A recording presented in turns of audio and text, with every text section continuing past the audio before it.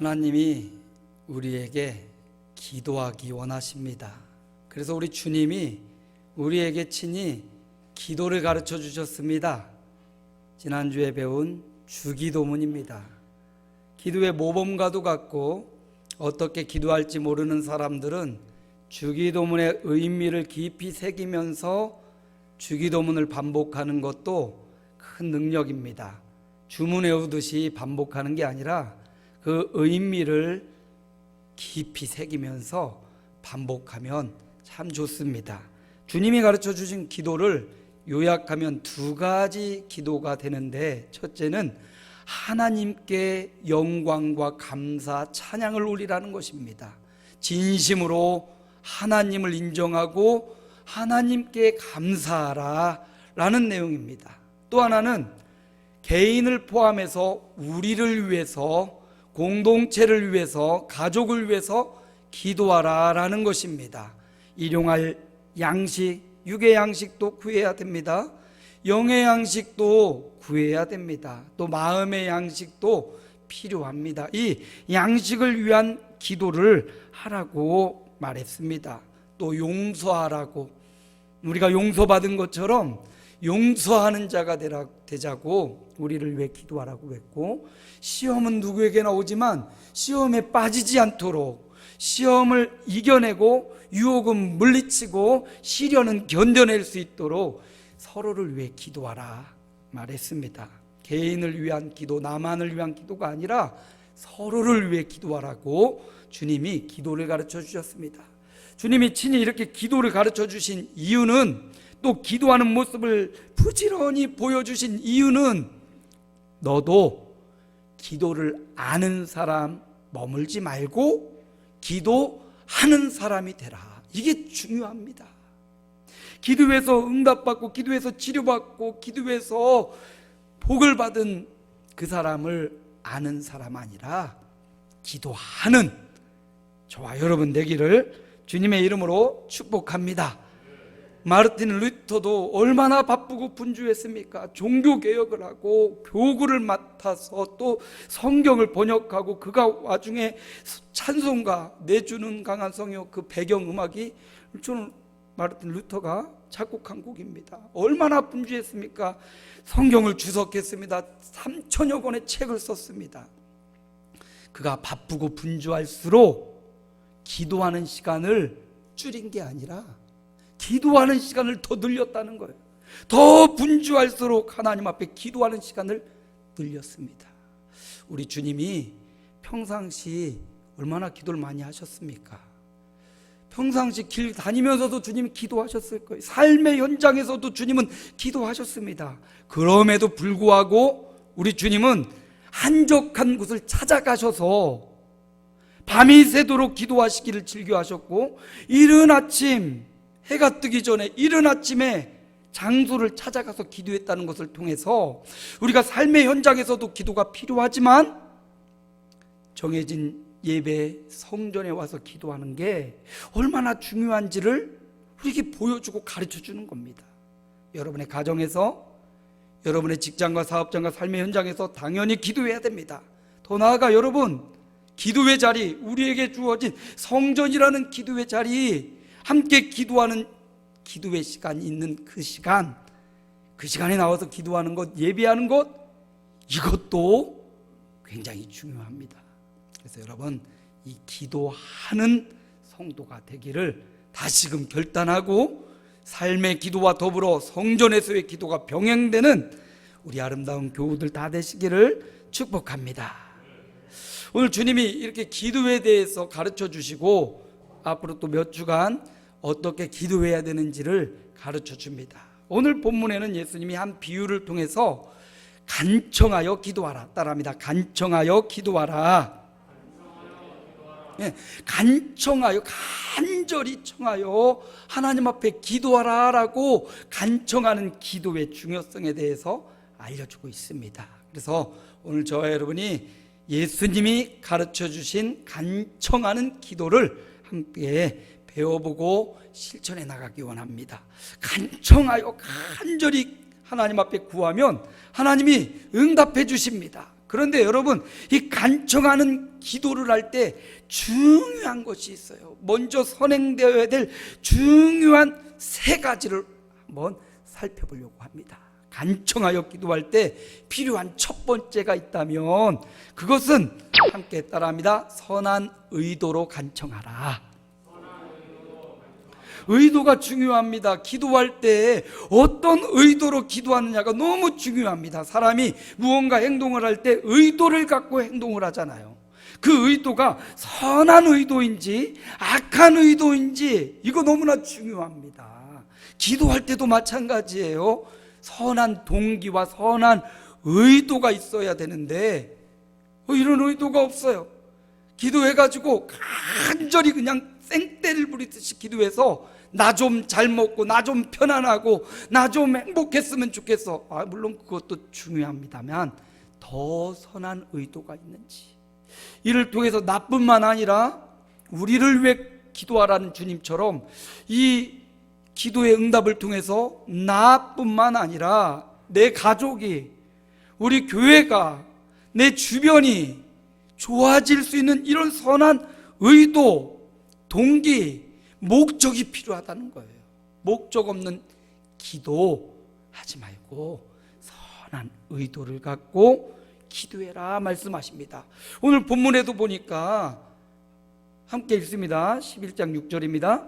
내 벗이 여행 중에 내게 왔으나 내가 먹일 것이 없노라 하면, 지금 이 사람이 친구가 밤늦게 찾아온 겁니다. 근데 먹일 것이 없어요. 그래서 그 먹을 것을 구하려고 자신의 친구에게 찾아가서 먹을 것 떡 3덩이를 좀 줘라, 내 친구에게 먹일 것이 없다, 이렇게 구하고 있는 것입니다. 보면 이 친구가 자기의 유익을 위해서 구하는 것 아니라 자기의 벗을 위하여서 간절하게 구하고 있는 것을 볼 수가 있어요. 이 사람의 의도를 우리가 찾아볼 수 있는 것입니다. 대접하는 것은 유대인들에게 있어서는 굉장히 하나님의 율법과 말씀과도 같아서 부지 중에 손님을 대접했다가 축복받은 사람 아브라함에 대한 이야기가 있습니다. 그래서 히브리서에 보니까 아브라함의 이야기를 이렇게 기록하고 있어요. 우리 함께 읽습니다. 히브리서 13장 2절입니다. 손님 대접하기를 잊지 말라. 이로써 부지 중에 천사들을 대접한 이들이 있었느니라. 누굽니까? 아브라함입니다. 창세기에 보면 아브라함이 부지 중에 지나가던 세 사람을 보고 외면하지 않습니다. 한낮에 돌아다니는 사람을 아브라함이 집으로 영접해드리고 정성껏 대접합니다. 알고 봤더니 그분들이 천사들이었어요. 하나님이었습니다. 그래서 하나님이 그 대접을 받고 기뻐하시면서 아브라함을 대접해 주시는데 2가지의 큰 대접을 해 주셔요. 하나님, 부지 중에 손을 대접했더니 하나님이 그를 대접해 줘요. 부지 중에 우리 교우들을 대접해 주면 누가? 하나님이 여러분을 대접해 줍니다. 아멘. 그렇게 부지 중에 대접했더니 하나님이 아브라함을 대접해 주는데 첫 번째로 네가 내년 이맘때 아들을 낳을 것이다. 아브라함 나이가 지금 99세입니다. 75세 때 처음 내가 너로 민족을 이룰 것이다. 근데 지금까지 99세 되도록 자식이 없었단 말이죠. 그런데 그 응답을 지금 아브라함에게 내가 내년 이맘때 아들을 낳을 것이다. 이 소식을 듣고 사라는 피식피식 웃었습니다. 근데 하나님의 약속은 그대로 이루어져서 1년 후에 그들이 아들 이삭을 품에 안은 겁니다. 여러분, 이렇게 부지 중에 대접하다가 이런 큰 축복을 받았어요. 또 부지 중에 섬기다가 이런 축복을 받은 사르밧 과부도 있지 않습니까? 먹을 것 없어서 이제 마지막으로 이거 요리해서 먹고 죽으려고, 아들과 함께 죽으려고 땔감을 구하러 갔다가 엘리야를 만난 겁니다. 내가 이거 먹고 이제 죽으려고 합니다 했더니 엘리야 선지자가 너 그거 가지고 가서 반죽해 떡을 만들어서 너 먼저 먹지 말고 나 먼저 줘라. 이렇게 야박한 사람이 어디 있습니까? 그런데 그 사르밧 여인이 그거 생명과도 같은 그거 아들에게 주어도 정말 아까운 그거 떡덩이 해가지고 선지자를 먼저, 하나님의 사람을 먼저 대접했던 거예요. 하나님이 그 여인을 대접해 주시는데 통에 가루가 닿지 않는 축복으로, 그 가뭄의 때에 병에 기름이 마르지 않는 축복으로 목숨처럼 그거 작은 떡덩이 하나 섬겼더니, 대접했더니 하나님이 그의 인생을 대접해 주셨습니다. 교우 여러분, 대접받고자 하는 대로 너희도 대접하라고 했는데 선한 의도로 섬기는 저와 여러분 되길 소망합니다. 섬겨줍시다. 우리에게 있는 그것으로 섬기는 것, 이런 선한 의도로 섬기는 것, 선한 의도로 기도하는 것, 이게 바로 대접하는 것입니다. 왜 우리가 간청하여 기도하는데 받지 못합니까? 의도가 잘못됐기 때문이에요. 야고보서는 이걸 이렇게 말해요. 4장 3절에 보니까, 우리 함께 읽습니다. 구하여도 받지 못함은 정욕으로 쓰려고 잘못 구하기 때문이라. 왜 받지 못해요? 간청하면 받는다고 했는데 왜 받지 못합니까? 의도가 잘못됐다. 동기가 잘못되고 목적이 잘못되어 있기 때문에 받지 못하는 겁니다. 뭐라고? 정욕으로 쓰려고 잘못 구할 때에는 받지 못한다고 야고보 기자가 우리에게 분명히 말해줘요. 우리가 기도할 때는 항상 살펴야 됩니다. 뭘 살핍니까? 내 기도하는 의도가 선한지, 기도의 동기나 기도의 목적이 선한 것인지, 그 기도의 목적이 사명과 섬김과 합당한 것인지를 따지고 그런 마음으로 선한 의도로 고치고 강청하여 기도하시기 바랍니다. 그러면 응답받습니다. 주님이 우리에게 직접 가르쳐 주신 겁니다. 선한 의도로 하나님 앞에 간청하여 기도하여 응답받는 하나님의 사람들이 되시기를 주님의 이름으로 축복합니다. 간청하여 기도할 때 중요한 두 번째 요소가 있습니다. 두 번째 요소 함께 우리 읽겠습니다. 자존심 내려놓고 간청하라. 자존심 내려놓고, 오늘 여기 간청하다라는 단어의 의미를 보면 아나데이안이라는 원어인데, 이 말은 부끄러움 없이 체면을 불구하고 뻔뻔스럽도록, 이런 의미를 갖고 있어요. 하나님 앞에 기도할 때 자존심 가지고 기도하면 안 된다는 거예요. 뻔뻔하지만 그러나 체면 불구하고 부끄러움 없이 하나님 앞에 간청하여 기도하라 말씀하고 있는 거예요. 하나님 앞에 기도하는데 하려면 하시고 말려면 마시고 그렇게 기도하지 말라는 거죠. 하나님 반드시 이루어 주십시오. 선한 의도가 있고 선한 동기와 목적, 사명과 섬김을 위해서 하나님 기도하니까 하나님 반드시 응답해 주옵소서, 자존감, 자존심을 내려놓고 기도해야 됨을 이야기하고 있는 겁니다. 소경, 거지, 바디메오가 주님 앞에 소리질러 부르짖는 겁니다. 마가복음 10장 47절에 보니까 앞을 보지 못하는 거지 소경 바디메오라는 이 사람이 예수가 지나가신다 그 말을 듣고, 아이고 위대한 분이 지나가시는구나, 이렇게 잊지 않았습니다. 그가 소리질러 이르되 다윗의 자손 예수여 나를 불쌍히 여기소서. 얼마나 크게 소리를 질렀던지 함께 있던 많은 사람들이 아이 시끄럽다고. 그 표현을 누가복음 18장에는 이렇게 기록하고 있어요. 많은 사람들이 함께 읽어봅니다. 누가복음 18장 19절 넘어가세요. 누가복음 18장 39절입니다. 함께 읽습니다. 앞서가는 자들이 그를 꾸짖어 잠잠하라 하되 그가 더욱 크게 소리질러 다윗의 자손이여 나를 불쌍히 여기소서 하는지라.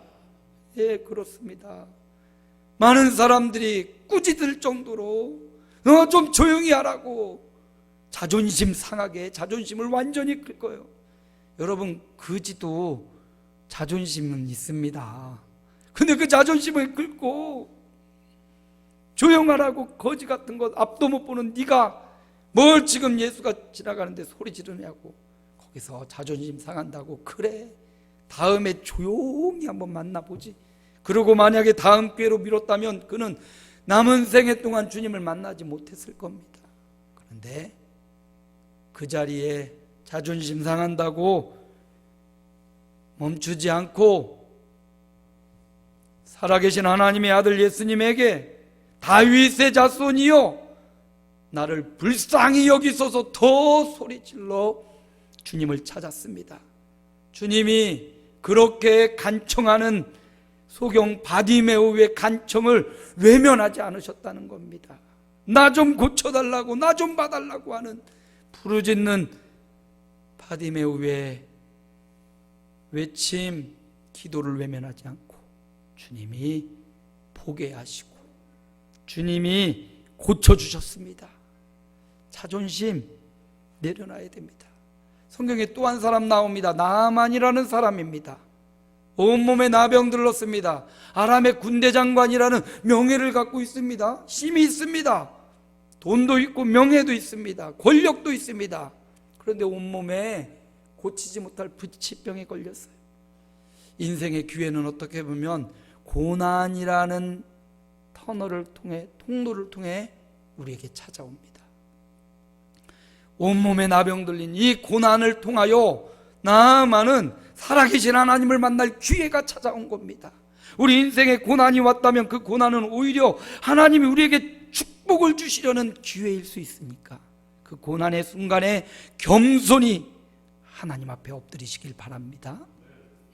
나아만이 하나님의 사람을 찾아 이스라엘까지 와서 엘리사가 있는 그 장막까지 찾아왔습니다. 나를 고쳐달라고 하는데 엘리사는 나와보지도 않고 열왕기하 5장 11절 이렇게 말하죠. 우리 함께 읽어보겠습니다. 나아만이 노하여 물러가며 이르되 내 생각에는 그가 내게로 나와서서 그의 하나님 여호와의 이름을 부르고 그의 손을 그 부위에 흔들어 나병을 고칠까 하였도다. 지금 나와보지도 않는 겁니다. 엘리사가 아이고 장군님 오셨어요 하면서 호들갑을 떨면서 어디가 아프세요? 좀 보여주세요. 보고 손을 얹고 이렇게 기도를 해줄 줄 알았더니 가서 요단강에 가서 7번 몸을 씻으라. 그럼 깨끗하게 되리라. 예의가 없고 뭐 내가 어떤 사람인데 이게 자존심이잖아요. 자존심 상한단 말이지. 우리 동네에는 강이 없냐고. 깨끗한 강, 맑은 강 얼마나 많은데 이 요단강에 가서 씻으면 낫겠냐고. 아마 화가 났을지도 몰라요. 자기 생각, 자기 경험, 자기 자리 도저히 그렇게 하고 싶지 않습니다. 근데 신하들이 더 어려운 거 시켜도 할 텐데 가서 한번 해봅시다. 설득해. 나만이 그 설득에 넘어가고 가서 요단강에 가서 몸을 씻는 거 7번 몸을 씻으니까 어린아이처럼 깨끗해졌습니다. 여러분, 이 이야기를 통해서 우리에게 주시는 게 있죠. 내 생각, 내 경험, 내 자존심 이거 내려놓고 하나님 앞에 기도할 때 응답받는 겁니다. 여러분, 자존심과 자존감이 있어요. 거의 비슷한 단어인데 의미가 굉장히 다르더라고요. 자존심은 다른 사람에 의해서 내 마음이 상하고 움직여지는 거예요. 다른 사람이 인정하면 기뻐하고 자존심이 막 세져요. 근데 다른 사람이 나를 인정하지 않고 무시하면 이 자존심에 상실해서 마음이 상해집니다. 근데 자존감은 좀 틀려요. 자존감은 다른 사람이 나를 평가하는 거에 의해 움직이지 않고 나 스스로 나는 귀한 존재라는 그런 느낌, 감정을 갖고 있는 거예요. 성도의 자존감은 여기서 더 나아가는데 나는 하나님이 독생자 예수를 보내서 구원한 예수님의 피값 주고 살린 하나님의 아들, 딸이야. 이게 바로 성도의 자존감이에요. 그래서 여러분, 하나님 앞에 기도할 때는 자존심을 내세우며 기도하는 게 아니라 하나님의 자녀라는 자존감을 내세워서 하나님, 내가 바로 당신의 아들입니다. 예수님은 그렇게 말했죠. 아빠, 아버지라고 부른다고 했잖아요. 하나님 아버지요, 내가 당신의 자녀입니다. 이런 자존감으로 하나님 앞에 기도하는 겁니다. 자존심, 내 생각과 경험과 내 감정을 내려놓고 하나님의 자녀라는 자존감으로 하나님 앞에 간청하여 기도할 때 저와 여러분은 응답받는 하나님의 종들이 될 줄로 믿습니다. 세 번째, 간청하여 기도할 때 중요한 세 번째가 있습니다. 우리 함께 읽습니다. 함께 봅니다. 확신과 인내로 간청하라. 오늘 본문의 예화를 통해서 우리에게 주는 교훈이 있다면, 이 친구는 지금 난 이미 잠들었다, 자녀들과 가족과 함께 다 잠들었는 늦은 밤이다, 그런데 지금 와서 이렇게 달라고 하면 어떡하냐, 거부하는 것 같이 보이는데 간청하니까 어쩔 수 없이 떡덩이를 주리라, 이런 예화로 끝이 나요. 이 사람은 불편한 시간이고 가족들도 깰 수 있고 그러니까 좀 거부하려는 듯한 모습을 보이지만, 이야기를 통해서 하나님은 거부하지 않으시고, 하나님은 선한 목적과 동기를 갖고 자존감으로 하나님 앞에 구하는 자에게 반드시 응답하는 분이심을 이 이야기를 통해서 보여주고 있는 겁니다. 여러분, 하나님이 반드시 응답하시는 분이십니다. 그러므로 의심하지 말고 확신을 갖고 하나님 앞에 기도해라, 이런 말씀이에요.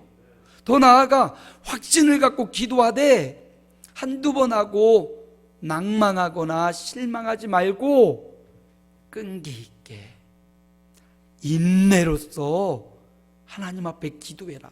그러면 하나님의 가장 적당한 때에 응답해 준다는 말이에요. 지금 내 생각에는 지금 응답이 받아야, 지금 응답받고 지금 해결돼야 좋을 것 같지만, 하나님의 때가 있기에 그때까지, 하나님의 가장 좋은 그때까지 낭망하지 말고 계속해서 인내로 기도해야 된다라는 것을 오늘 비유를 통해서 가르쳐 주는 거예요. 하나님은 우리에게 응답하시는 분입니다. 이 확신으로 끈기 있게 인내하며 기도하면 하나님이 반드시 응답해 주겠다 약속하고 계십니다. 엘리야도 그렇게 기도했습니다.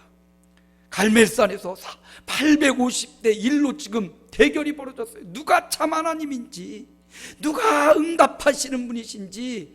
바알과 아세라 선지자 850명이 그렇게 갈멜산에서 몸에 상처를 내면서 기도했지만 아무 응답이 없었어요.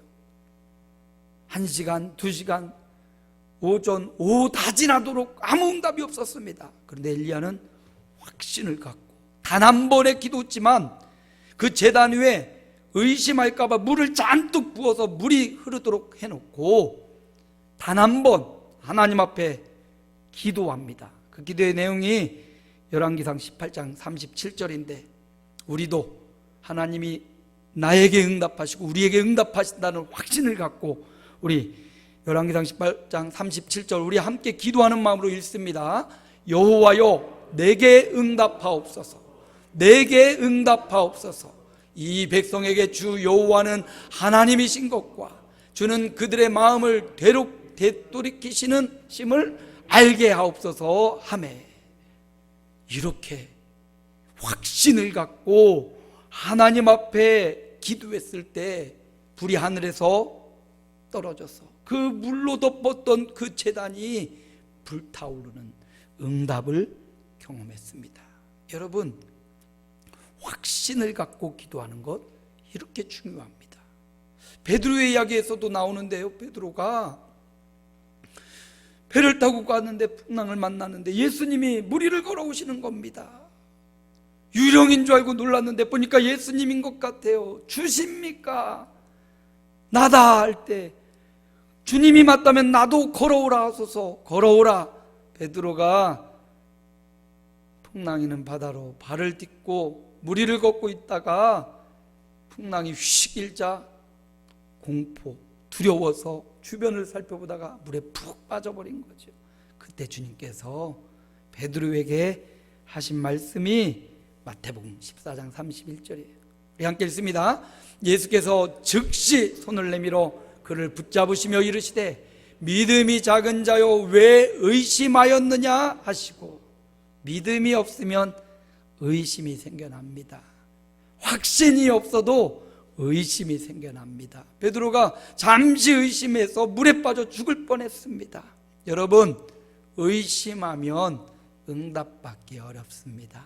의심하지 말고 확신을 가져야 되는데, 예수님께서 확신을 가지라고 우리에게 요청하고 계셔요. 확신을 갖고 간청할 때 응답받는 것입니다. 의심하는 것은 응답을 버리는 것과 같아요. 그래서 야고보 기자는 또 이렇게 말합니다. 야고보 1장 6절까지 우리 함께 읽겠습니다. 오직 믿음으로 구하고 조금도 의심하지 말라. 의심하는 자는 마치 바람에 밀려 요동하는 바다 물결 같으니. 의심하지 말라고. 기도하고 될까? 신방 가서 간절히 그냥 그 병자를 위해 기도하고 나오면서 저거 되겠어? 이거 똑같은 거예요. 여러분, 믿음으로 기도하십시오. 의심하는 자는 바람에 밀려 요동하는 바다 물결 같아서 응답받지 못한다 말하고 있습니다. 아무것도 염려하지 말고 오직 모든 일에 기도와 간구, 너희 구할 것을 감사함으로 하나님 앞에 아뢰라. 그리하면 모든 지각에 뛰어난 하나님의 평강이 너희 마음과 생각을 지키시리라. 모든 것을 구할 때 아무것도 염려하지 말고 믿음으로 구하라.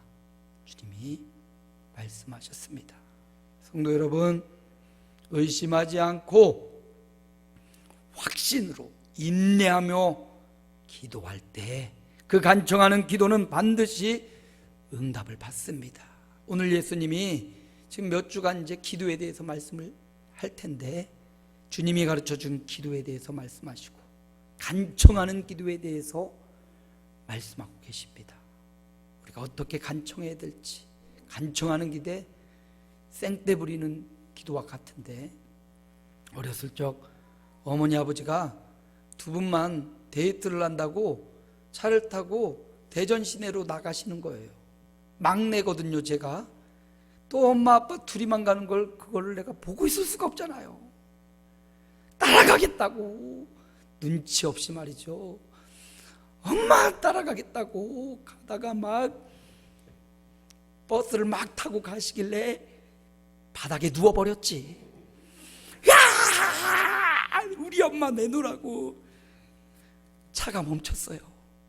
아버지가, 그 무뚝뚝한 아버지가 바닥을 기는 나를 데리고 차를 태우고 가더라고. 별것도 없었어요. 그날 가서 별것도 없는데 아마 제가 있어서 별것도 못했을지도 모르겠죠. 얼마나 아버지가 제가 미웠겠어요. 여러분, 그런 생떼가 아니라 선한 의도를 갖고 선한 동기와 목적을 갖고 하나님 앞에 부끄러움 없이 체면불구하고 뻔뻔하도록, 뻔뻔해도 돼요. 왜?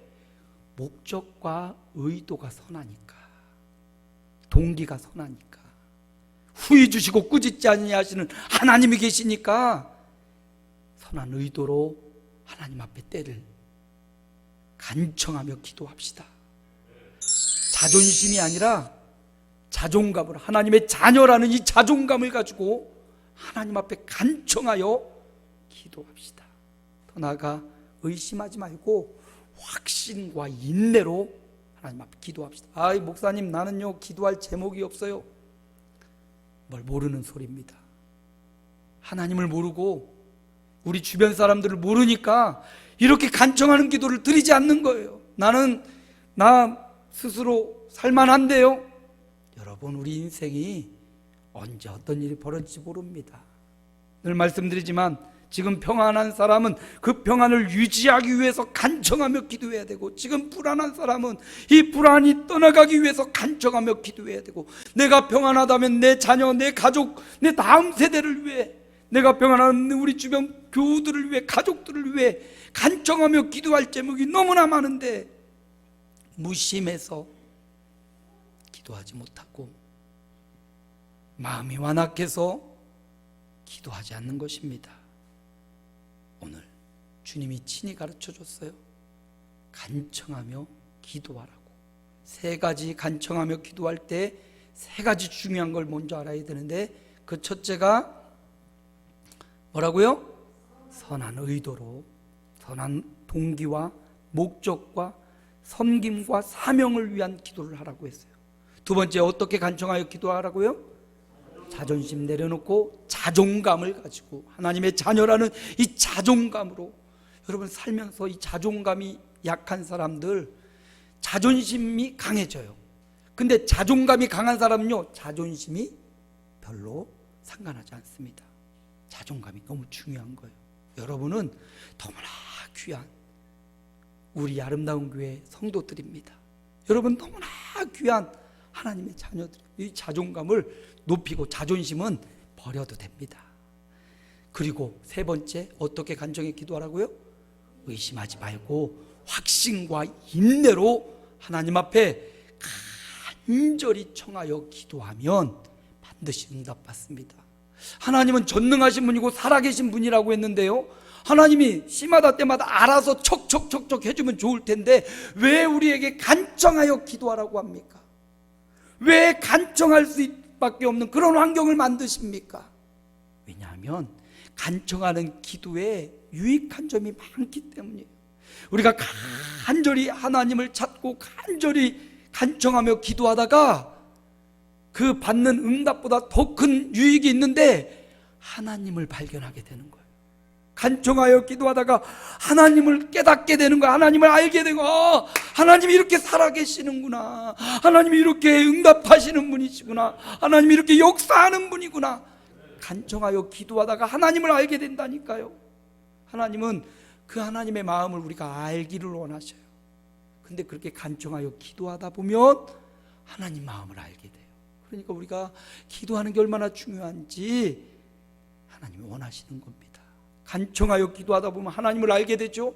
하나님은 알게 됩니까? 하나님이 응답을 경험하게 되잖아요. 응답의 비밀을 알게 돼요. 위대한 비밀이죠. 이렇게 간청해 기도하면 하나님이 응답하시는구나. 응답의 비밀을 소유하게 돼요. 비밀을 알고 끝납니까? 그 비밀을 알았으니, 그 비밀의 말씀을 알았으니 또 기도해야지. 아멘? 또 기도해야지. 또 기도해서 하나님을 경험하고, 또 기도해서 응답받고, 또 기도해서 기도하는 사람이 되게 하는 거예요. 그래서 간청하는 기도의 유익함이 이렇게 풍성합니다. 저와 여러분이 하나님을 경험하고 응답의 비밀을 누리고 이렇게 기도하는 사람 되기를 소망합니다. 한 번만 더 마음에 새기면서 어떻게 간청하여 기도하는지 세 가지를 다시 한번 우리 함께 읽습니다. 어떻게요? 선한 의도로, 자존심을 내려놓고 자존감으로, 의심 말고 확신과 인내로 이렇게 간청하여 기도함으로 응답의 비밀을 누리는 하나님의 백성들 다 되시기를 주님의 이름으로 축원합니다. 우리 다 같이 결단의 기도를 주님 부르고 기도합니다. 주여, 하나님 감사합니다. 결단하며 기도합니다. 간청하여 기도하는 자가 되라고 주님 말씀하셨습니다. 선한 의도로 간청하라고 말씀하셨습니다. 동기와 의도와 목적과 섬김과 사명을 위해 간청하여 기도에 응답받게 하옵소서. 자존심을 내려놓고 자존감으로 내 생각과 내 경험, 지식이 아니라 하나님 간청하여 자존감으로 기도하여 응답받게 하옵소서. 의심하지 말고 확신과 인내로 기도하여 응답받는 하나님을 경험하고 알아가는 주님의 종들 다 되게 하옵소서. 예수님의 이름으로 기도하옵나이다. 아멘.